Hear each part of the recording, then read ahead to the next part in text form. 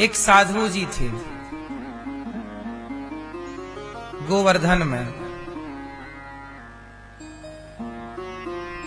जो कोई राधे राधे बोलता तो वो उन्हें डंडा लेके दौड़ते मारने के लिए, और बोलते कि राधे राधे क्यों बोल रहा है, सीताराम सीताराम बोल। तो गांव के छोटे छोटे बच्चे चिढ़ाने के लिए छत पे खड़े होके दूर बाबा आ गए, बाबा राधे राधे राधे राधे। तो बाबा बच्चों की तरफ डंडा लेके दौड़ते, अब बोलेगा, बोल सीताराम सीताराम। तो बच्चे बाबा जी को और चिढ़ा। बच्चों को मजा आता कि बाबा के सामने राधे राधे बोलेंगे तो ये हमें दौड़ेगा, इसको चिढ़ाएंगे। जो भी मिलता राधे राधे बोलता तो बाबा जी बोलते सीताराम सीताराम बोल, मारेंगे नहीं। अब जो राधे राधे बोले बाबा जी दौड़े मारने के लिए, ए राधे राधे क्यों बोल रहा, सीताराम सीताराम बोल। और वो बाबा दिन भर यही करते हैं। जिस गली में जाएं बच्चे चिढ़ाएं, बूढ़े चिढ़ाएं। अब तो भैया सबको मजा आने लगा और सब चिढ़ाने लग गए। बच्चे क्या, बूढ़े क्या, स्त्री क्या, पुरुष क्या, सब बाबा को देखें बस राधे राधे चालू हो जाए। अब बाबा को जो भी देखें सब क्या बोलने लग जाएं, राधे राधे राधे राधे। और बाबा चले जाएं तो सब चुप हो जाएं। अब आप बताओ कि साधु जी राधे राधे बोलने वाले को डंडे क्यों मारते हैं? साधु जी सही है कि गलत है? बोलो, क्या समझ में आया आपको?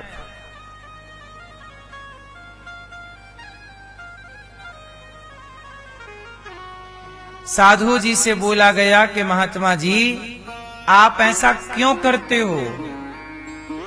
जो राधे राधे बोलता है उसे डंडे से मारना क्यों चाहते हो आप? साधु जी ने कहा कि भैया मैं उसे डंडे से मारना नहीं चाहता। तो बोले जब राधे राधे कोई बोलता है तो आप चिढ़ते क्यों हो? साधु जी बोले मैं चिढ़ता भी नहीं हूं। तो बोले दिखता तो यही है। साधु जी ने कहा जो दिखता है वो होता थोड़ी है, और जो होता है दिखता कहां है।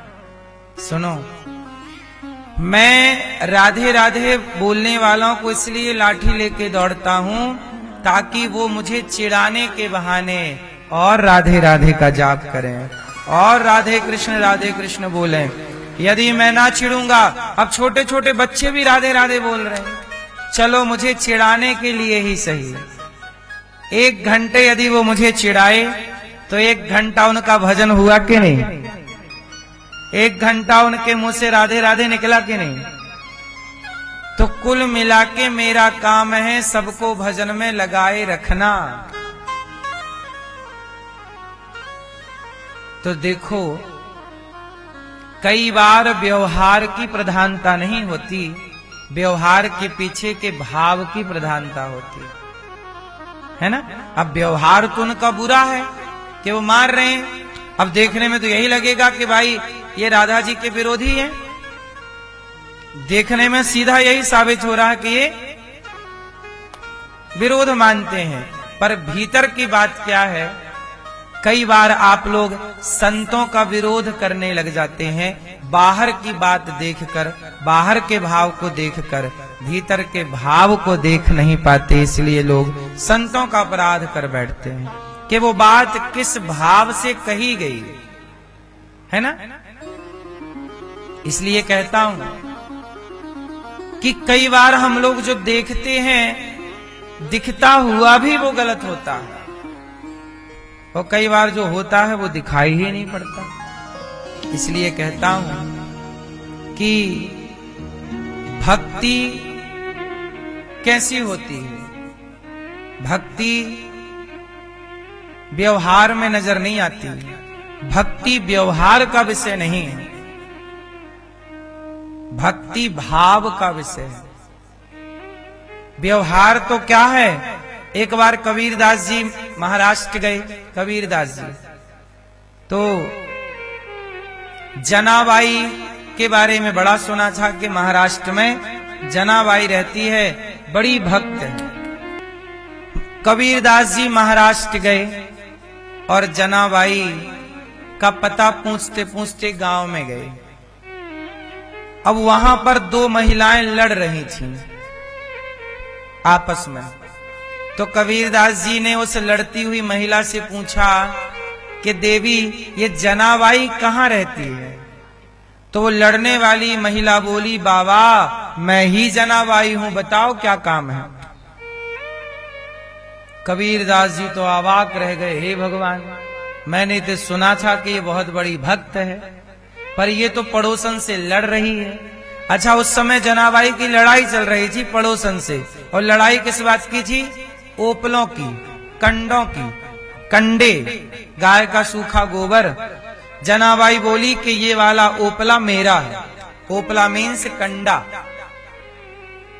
ये मेरा ओपला है। पड़ोसन बोली नहीं, मेरा है।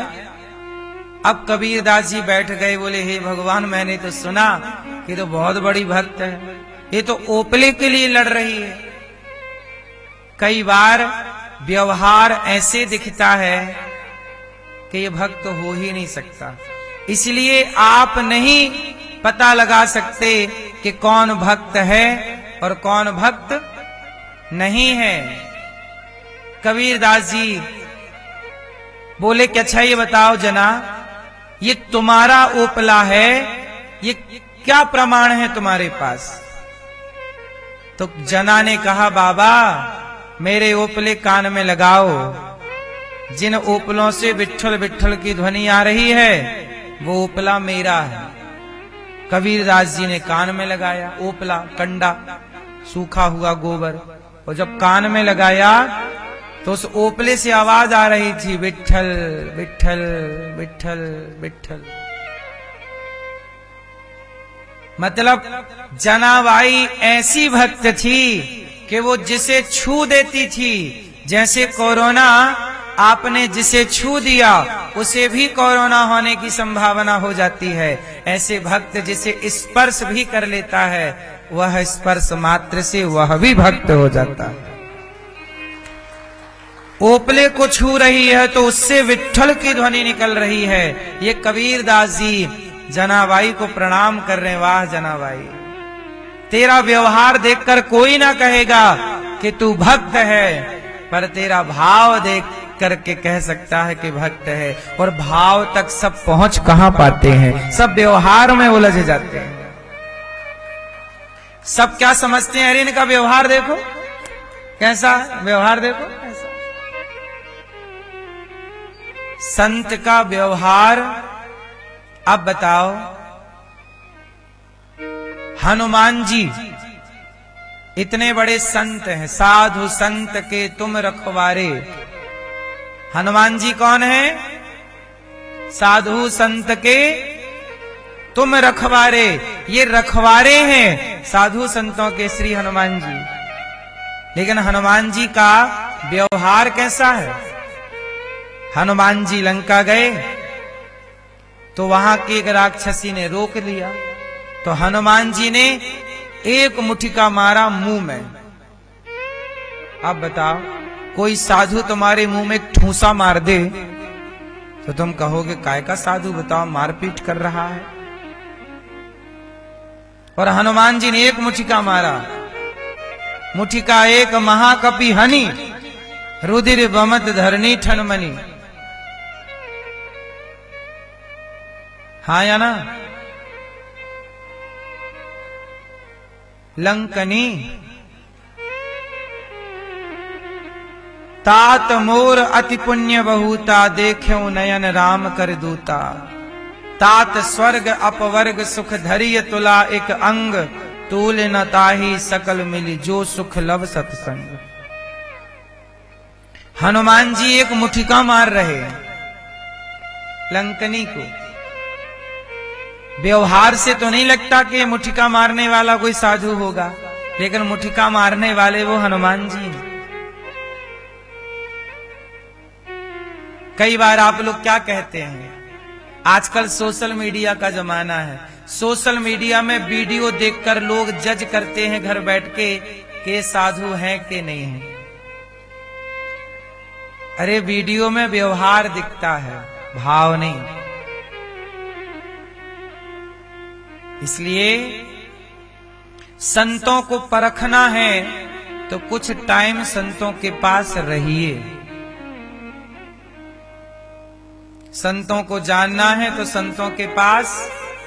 जो व्यक्ति संतों की संगति नहीं करता वो संतों को नहीं जानता। संतों को जानने के लिए संगति करोगे तो आप ये देखोगे कि आप गृहस्थों का जितना त्याग तपस्या है उससे कई गुना अधिक त्याग तपस्या साधु संत की है। भजन भक्ति और व्यवहार ऐसा है कि बहुत सारे साधु ऐसे हैं जो गाली देते हैं, लेकिन आपको लगेगा ये तो गाली दे रहे हैं, लेकिन वो संत हैं। इसलिए आप ये पता नहीं लगा सकते कि कौन साधु है कौन असाधु है। इसलिए मैं आपको एक सीधा सा सिंपल सा एक उदाहरण दे दूं कि कोई भी क्यों ना हो, हर व्यक्ति को आप साधु के रूप में ही देखा करो। ना जाने किस रूप में। हम क्यों किसी की निंदा करें, हम क्यों किसी की आलोचना करें। कोई साधु है तो अच्छा और नहीं है हम क्या करें। आप अच्छे हैं तो अपने लिए, आप बुरे हैं तो अपने लिए। हम अच्छे हैं तो अपने लिए, बुरे हैं तो अपने लिए। इसलिए साधु संत क्या कहते हैं, बुरा जो देखन मैं चला बुरा ना मिलिया कोए, जो दिल खोजा आपुना हमसे बुरा ना। मेरी मां, भगवान ने सारे ब्रजवासियों को, नंद बाबा को वरुण देवता ले गए, बाद में भगवान जाकर छुड़ाए। सारे ब्रजवासियों को बैकुंठ का दर्शन कराया। और ये सारी बात हमने केवल इसलिए बताई कि आप भक्तों को नहीं पहचान सकते। कई बार आप अपनी पड़ोसन को देखते हो, पड़ोसन तो बड़ी माला पहनने लग गई, तिलक लगाने लग गई, आप क्या बोलते, बड़ी भक्त बन रही है, बड़ी मीराबाई बन रही है। आप उसे ताने मारने लग जाते हैं, आप उसकी निंदा करने लग जाते हैं। आजकल लोग फ्री में पाप कमा लेते हैं। फ्री में क्या कमा लेते हैं। अरे आपकी पड़ोसन यदि मंदिर जाने लग गई, कीर्तन करने लग गई, तिलक लगाने लग गई, भगवान का चिंतन प्रेम करने लग गई, तो ये तो अच्छी बात है ना। वो शराब तो नहीं पीने लग गई, वो सिगरेट बीड़ी तो नहीं पीने लग गई, वो गलत काम तो नहीं करने लग गई। तो जब अच्छे काम करने लग गई तो आपको प्रसन्न होना चाहिए, आपको भी अच्छे काम कर लेना चाहिए। लेकिन आज कोई अच्छे काम करे तो लोग मजाक उड़ाते हैं, और क्लबों में जाके नाचें तो लोग कहते हैं इंटेलिजेंट हैं, बड़े पढ़े लिखे हैं, बड़ी सोच वाले हैं। पराये पुरुष के संग नाचे, पराई स्त्री के संग नाचे तो उसे लोग कहते हैं खुले दिमाग का है। आग लगे तेरे खुले दिमाग में।